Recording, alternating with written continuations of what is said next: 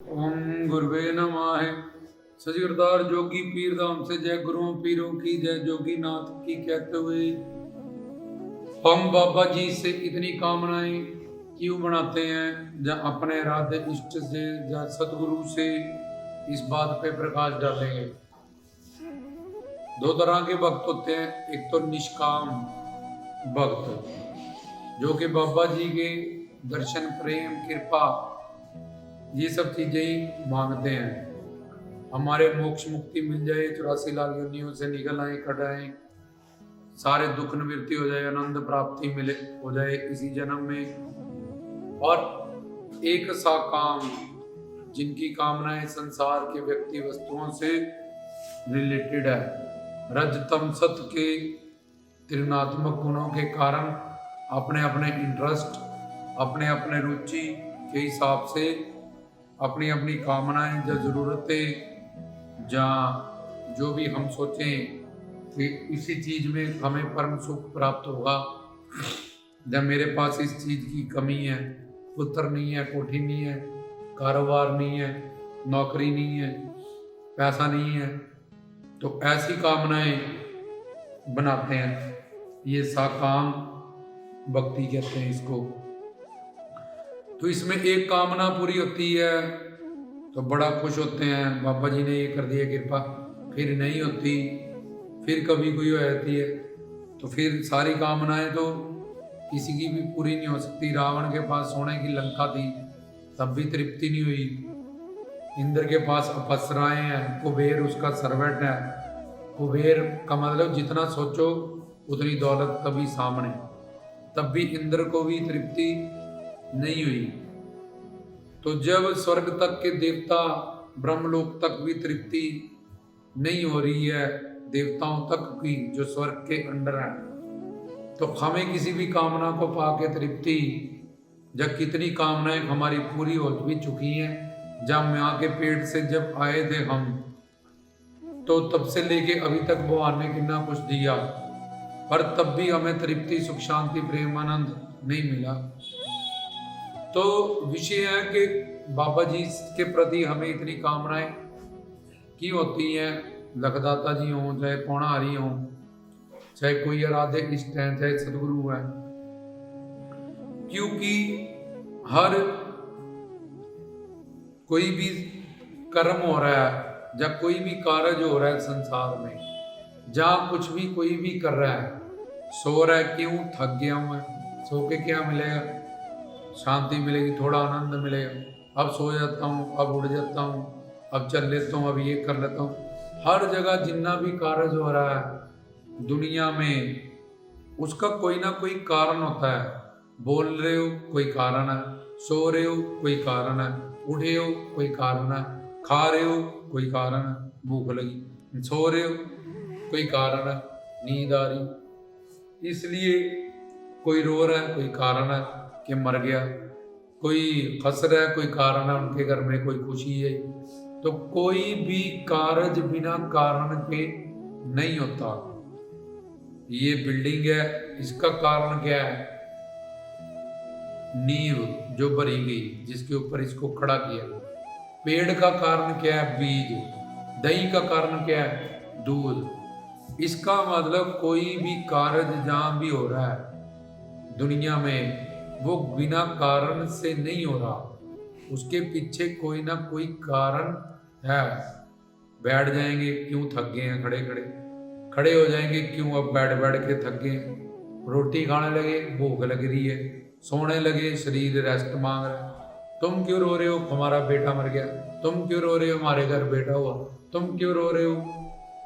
तो सबकी वजह अलग अलग। उस वक्त उसको रोने में ही आनंद मिल रहा है कि मर गया वो, तो अब रोएंगे सारे, तो उसको उस वक्त रोना उसको अच्छा लग रहा है, क्योंकि रोने में ही उस वक्त उसको सुख मिल रहा है। चाहे सारी दुनिया बाकी नहीं रो रही, जब उसके दुख के साथ जुड़ी नहीं है उसको जानने वालों के अलावा, पर उन सब का उस वक्त रोना ही सुख बना हुआ है इतने दिनों के लिए, जा वो सारे एटमॉस्फेयर में। लेकिन कोई रो रहा है अपनी नौकरी को, कोई रो रहा है मेरी चैनी गुम गई, कोई रो रहा है मेरा पैसा गुम गया। तो अलग अलग जगह जहाँ भी दुख हो रहा है, जहाँ भी विपरीत भाव के, विरोधी भाव के कर्म भी हो रहे हैं, उनके पीछे भी एक ही कारण, कोई ना कोई कारण होगा। तो कारण पता करना है। बाबा जी से हम कामनाएं क्यों बना रहे हैं? जैसे उन सब चीजों का कोई ना कोई कारण है, इसका भी कोई कारण होगा। क्यों हमने इतनी कामनाएं पूर्ति होने के बाद भी आगे से आगे हमें कामना होती जा रही है, और जब स्वर्ग तक भी देवताओं को तृप्ति, शांति, सुख नहीं है, तो इस कामना बनाने से हम क्यों इसका कारण नहीं ढूंढ रहे कि क्यों कामनाएं बन रही हैं? क्योंकि जब तक ये कामनाएं बनती रहेंगी, मेरे को भगाती रहेगी, दौड़ाती रहेंगी, और कोई भी कामना बनाए बिना रह नहीं सकता एक पल भी। इसको बोलो फ्री बैठ जा, फ्री बैठा सोचेगा वहां जाऊं, उससे मिलाऊं, इसको फोन कर दूं, तो एक पल भी, एक क्षण भी कोई कामना बनाए बिना नहीं रह सकता। क्यों? इसका भी तो कोई कारण है। जब सब चीजों का, हर जहां भी कर्म हो रहा है, जहाँ कारज हो रहा है कोई भी, तो उसका कोई ना कोई गुण, इसका काम क्या करना, तो इसलिए उसका भी कोई ना कोई कारण होगा। उसका कारण ये है कि कामना बनाना हमारा नेचर है। एक होता है स्वरूप और एक होता है नेचर, स्वभाव। अब हमारी हैबिट, जहाँ ऊपर हम जो भी कोई पढ़ रहा है, नौकरी करोगे पैसा आएगा, क्यों? उससे आनंद मिलेगा। तुम क्या कर रहे हो? जी मैं शराब पी रहा हूं, इसमें क्या होगा जी? एक पैग मिल जाए बस परमानंद आ गया, इसी में ही सुख है।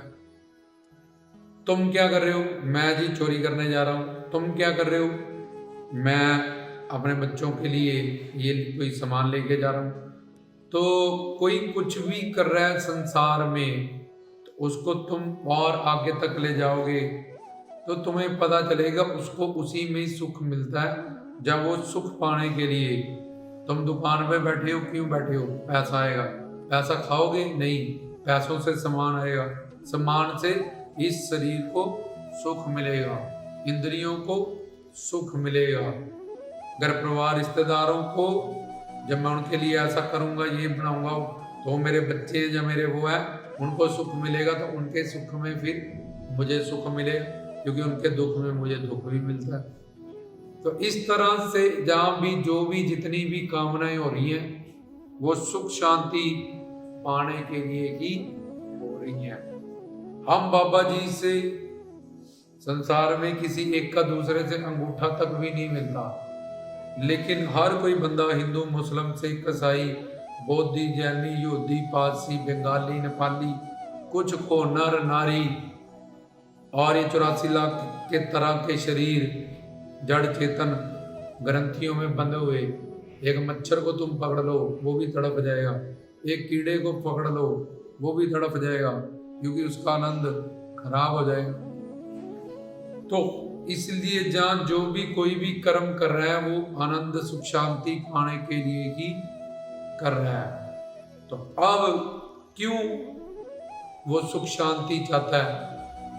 क्योंकि वो एक दिव्य आत्मा है, अपने हरि गुरु भगवान की संतान है, नित्य सनातन है। उसका जो स्वरूप है वो सच्चिदानंद का है। जब वो मर जाएगा तो शरीर घर पे पड़ा होगा, मांस का लोथड़ा, उसको 2400 घंटे भी कोई नहीं रखेगा, पर उसके अंदर जिसके कारण वो जिंदा था, वो उसका स्वरूप है, असल स्वरूप हमारा जो सच्चिदानंद स्वरूप है। उसमें नेचर है, स्वभाव है, स्वाभाविकी शक्ति, जैसे आग में जलाना और प्रकाश करना, पानी में शीतलता, ये स्वाभाविक है, उसका स्वभाव है, उसका नेचर है। ऐसे ही आत्मा का नेचर है सच्चिदानंद, शाश्वत जीवन, जन्म मरण से परे और चित ज्ञानवान, परिपूर्ण ज्ञान को सुनना, हासिल करना, पाना, और आनंद प्रेम,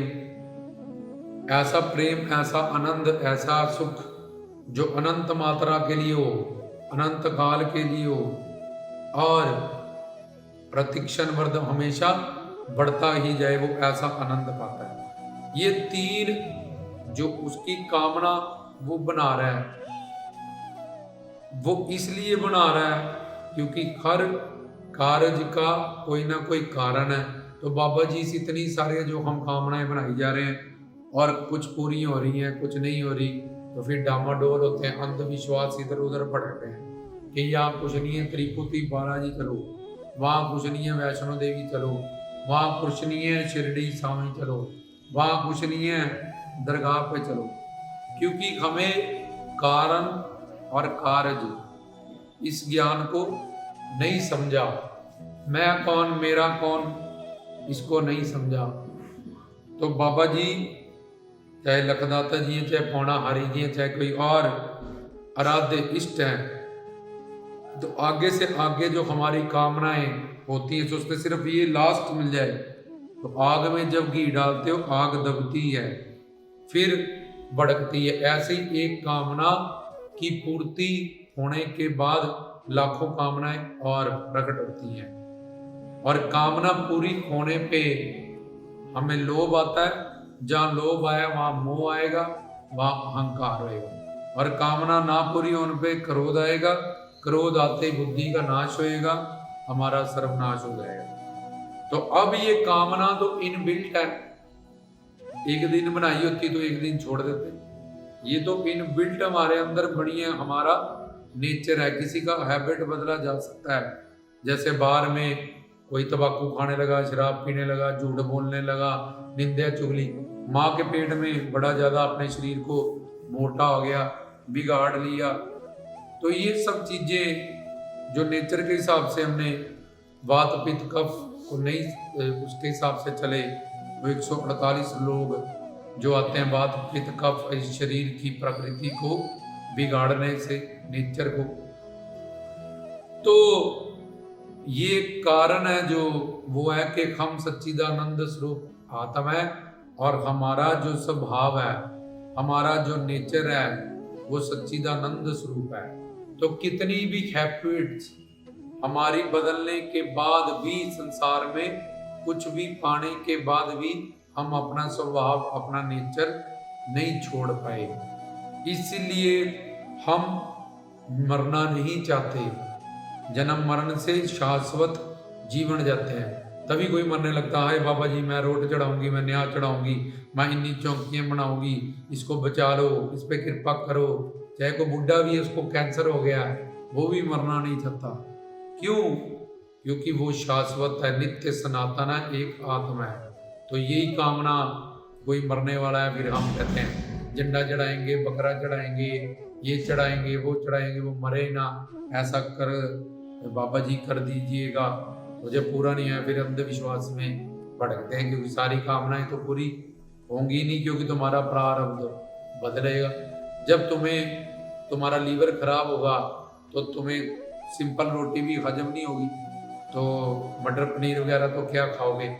ऐसे ही जब तुम साधना पे, चौकियों पे प्रसाद लेके जा रहे हो, मान रहे हो, बैठ रहे हो, और अब तुम्हारा प्रारब्ध घूम गया पीछे से, तुम्हें तुम्हारे पापों का फल मिल रहा है। और वही भक्ति क्या है? भक्ति करके मिलता है जी, जोत जगा के मिलता है जी, रोट चढ़ा के, न्याज चढ़ा के क्या मिलता? तुम उसको भी छोड़ दोगे जो तुम कर रहे थे थोड़ा बहुत, जिसके कारण तुम्हारा, तुम पे जो कर्म था, उसका जो भोग था, जो हाथी जितना तुम्हें कष्ट आना था, वो चूहिया जितना, चींटी जितना हो जाए।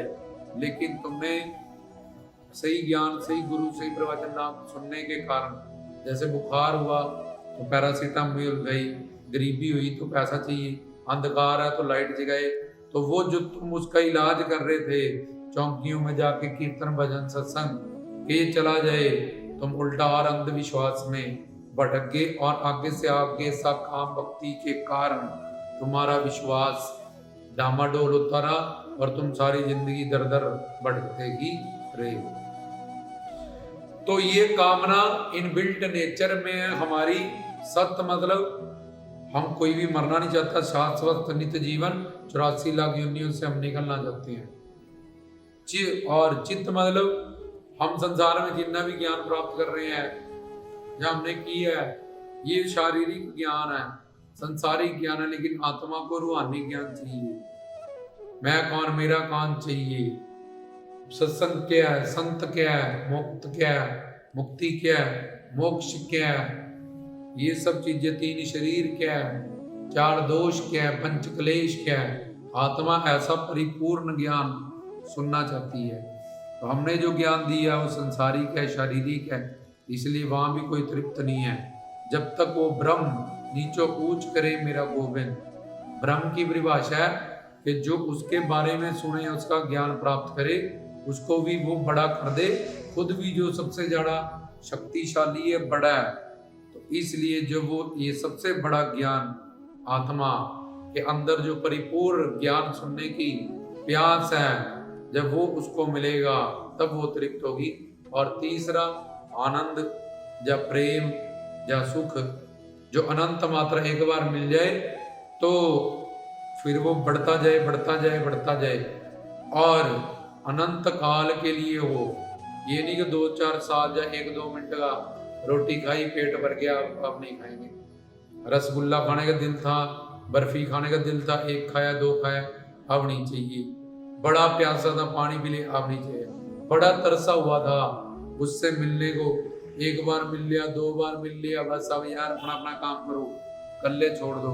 ऐसा नहीं, वो अनंत मात्रा का, अनंत काल का और हमेशा बढ़ने वाला सुख प्रेम चाहता है। तो ये हमारा नेचर है। इसलिए सब कामनाओं का जो कारण है वो ये है कि हम एक शरीर नहीं है, हम एक दिव्य आत्मा सनातन है, अपने हरि गुरु भगवान की अंश हैं, शक्ति है। ऐसी कामनाएं मनाना, अब हम खुद को शरीर जान बैठे हैं माया के प्रभाव के कारण, इसलिए राजस तामस सात्विक ऐसी कामनाएं जहाँ देखने की, सूंघने की, सुनने की, रस लेने की, भोगने की, स्पर्श की, ऐसी कामनाएं हम आगे से आगे बनाते ही रहेंगे।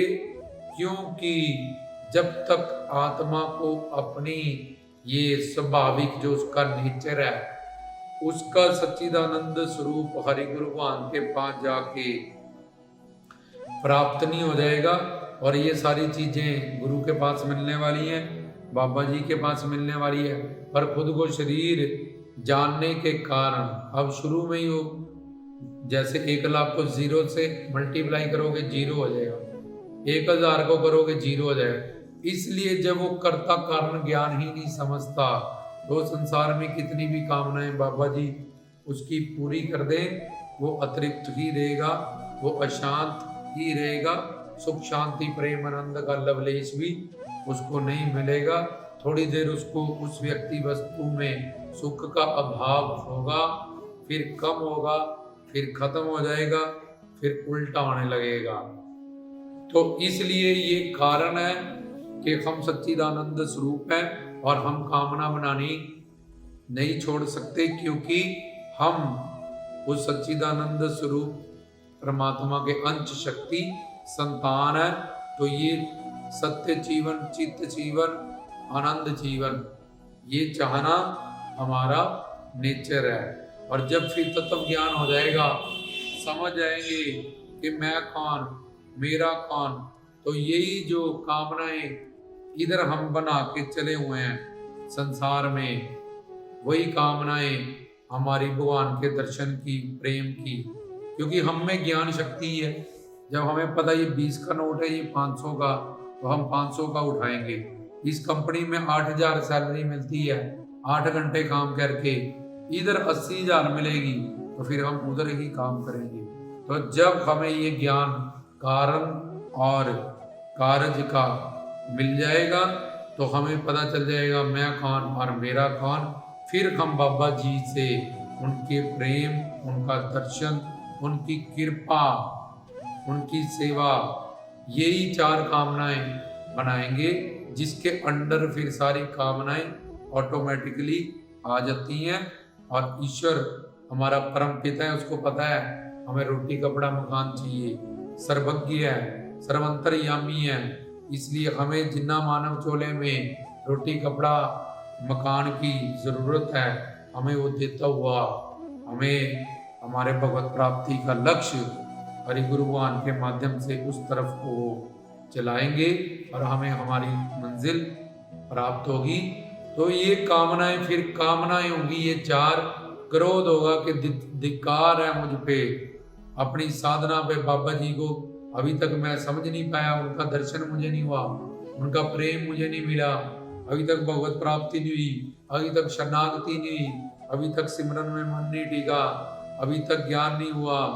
तो इसलिए कामना, क्रोध भी अपने आप पे करेगा, मोह भी, लोभ करेगा ज्यादा से ज्यादा कीर्तन प्रवचन सत्संग मिल जाए, ये 5 मिनट बोलना है यार मिले हैं, सिमरन कर लूं, कीर्तन सुन लूं, प्रवचन सुन लूं गुरु जी का, पल पल कमाई करनी है, पैर पैर जोड़ के सेठ वहां तक सेठ बना है।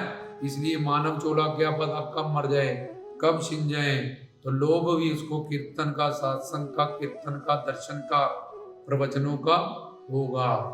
और अहंकार के यार जब इतने इतने दुरात्मा लोग परमात्मा को पा सकते हैं तो मैं क्यों नहीं पा सकता। मानव शरीर मिला, गुरु मिला, प्रवचन मिल रहा है और मुझे अपने कल्याण की भूख भी है, फिर भी मैं लापरवाहियां कर रहा हूँ, फिर भी अनधिकार अपने हाथों ही अपनी साधना को नष्ट कर रहा हूँ अनर्थ निवृत्तियों के कारण। खुद एक कपड़े को गंदे पानी साफ से धोता हूँ, फिर गंदे से धो देता हूँ, 2 कदम आगे चलता हूँ, 2 पीछे चलता हूँ, अपनी टांगों को बांधा हुआ है और मार्चिंग कहता जा रहा हूँ, वहीं पे चलता है। तो फिर ये सब बातों की समझ होने के बाद वो जब कारण समझाएगा तो ये काम क्रोध लोभ अहंकार भी उसके जो पहले शत्रु थे उसके अब मित्र बन जाएंगे और उसको सेवा, कृपा, दर्शन, प्रेम, ये चारों कामना जो चारों ही भक्ति मानी गई, क्योंकि भगवान के प्रति है ये, इसलिए भगवत कामना, ईश्वरी कामना ये भी निष्काम ही मानी जाती है। और फिर वो कामना बनाने का जो उसका नेचर है वो तो खत्म नहीं होगा, पर जो उसने खुद को शरीर जान के इतनी सारी कामनाएं बनाई, उसकी पूर्ति भी की और उसके बाद भी उसको कुछ हासिल नहीं किया हुआ, फिर वो ऐसी कामनाएं बना के अपने सच्चिदानंद स्वरूप, और जिसके लिए वो सारी कामनाएं बना रहा था संसार में, जैसे तुम्हारा घर मोहाली में है, तुम्हें कहीं भी घुमाओ तुम बोलोगे मोहाली छोड़ दो, ऐसे ही आत्मा कहती है कि हाँ अब ये जो सामान तूने मुझे ला के दिया इसके लिए तू संसार में सारी कामनाएं ला ला के मुझे देता जा रहा था और मैं अंदर से अतृप्त थी, अशांति थी और मुझे मेरे कारण तेरा शरीर जिंदा था, इसलिए तूने इस ज्ञान को समझा नहीं था, इसलिए अनंत जन्म तो बर्बाद करता जा रहा था। अब तुझे सुख शांति प्रेम आनंद की जो कामना है वो पता चल गई कि मेरा ये लक्ष्य, मैं कामना बनानी तो छोड़ नहीं सकता, पर अब मुझे पता चल गया मैं कौन, मेरा कौन, इसलिए मेरी कामनाएं बदल गई हैं। तो वो कामनाओं के बदलने से उसका जीवन भी बदल जाएगा और वो सुख शांति प्रेम आनंद से युक्त हो जाएगा, निहाल हो जाएगा, मालो माल हो जाएगा। चाहे तीनों लोकों में कोई सुख है, चाहे परलोक का सुख है, उसको वो हरि गुरु भगवान से, सदगुरु से, बाबा जी से प्राप्त होगा। तो 5 कामनाएं जो उसको हो रही हैं देखने की, तो वो देखने की कामनाएं आ जाएंगी कि हरि गुरु भगवान संतों को देखे, बाबा जी का मुझे दर्शन हो, सुनने की ज़्यादा से ज़्यादा कीर्तन प्रवचन सत्संग, कीर्तन तत्व ज्ञान, ये जो 5 ज्ञान इंद्रिय हैं, जो 5 कामनाएं हमारी बनती रहती हैं देखने की, शब्द स्पर्श स्वरूप रस सुगंध के कुछ देखिया में तो बाबा जी की मूर्ति देखें, स्वरूप देखें, संतों को देखें, उनका दर्शन करें, कुछ सुन लें तो बाबा जी के नाम गुण रूप लीला धाम संतों का कीर्तन सुने। तो ऐसे चाहे वो देखने की है, चाहे वो चखने की के नाम रस चखेंगे, ओम नमो सिद्धाय या अल्लाह हूँ, इससे मिलता है। ये तो खट्टा, कौड़ा, कसैला, मीठा, ये रस तो अनंत जन्म चखे हैं, लेकिन भक्ति का रस, नाम का रस, भगवान का नाम ही है रस सिंधु, ऐसा रस चाहिए। उनके परिगुरुवान संत उनके चरण दबाएंगे, उनके लिए खाना बनाएंगे, उनके कपड़े धोएंगे, उनके सेवा करेंगे गुरु की, तो कैसे उनके स्पर्श का आनंद पाएंगे। संतों के चरण दुलाएंगे, उनके चरण दबाएंगे, उनकी सेवा करेंगे, तो भगवान तो उन्हीं के रूप में हमें मिलेंगे। बाबा जी भी तो देखने की, सुनने की, स्पर्श करने की और उनकी भव्य दिव्य अद्भुत जो सुगंध है, उनमें ज्ञान की, प्रेम की, उसका रस मानेंगे। तो शब्द, स्पर्श, स्वरूप, उनके अलग अलग रूप का ध्यान करेंगे, देखेंगे, आनंद पाएंगे, अलग अलग लीला का आनंद पाएंगे। तो ये देखने की, सुनने की, सुगंध लेने की, चखने की, स्पर्श करने की, ये 5 कामनाएं भी हरि गुरुवान के प्रति ही उसकी हो जाएगी। जो कारज और कारण ज्ञान को समझ जाएगा वो निहाल और मालो माल हो जाएगा। तो उसके मानव चोले का लक्ष्य, जहाँ उसकी जो मंजिल है परम आनंद को पाना और सब दुखों से निवृत्ति पाना, वो धीरे धीरे इस ज्ञान को समझ के, श्रवण करके, मनन करके, प्रैक्टिकली उस पर इम्प्लीमेंट करके अपने जीवन में लाके वो निहाल हो जाएगा, मालो माल हो जाएगा। ये काम, क्रोध, लोभ, अहंकार भी उसके मित्र हो गए, और ये 5 कामनाएं या ये 5 जो उसको हो रही थी देखने की, सुनने की, वो भी हरि गुरुवान के प्रति ही हो गई। तो अब वो उसकी जो कामनाएं हैं वो उपासनाएं बन जाएंगी। पहले वो कामनाएं वासना थी, जिसके कारण कारण शरीर, फिर सूक्ष्म शरीर, फिर स्थूल शरीर, ये इसको 3 शरीर धारण करने पड़े।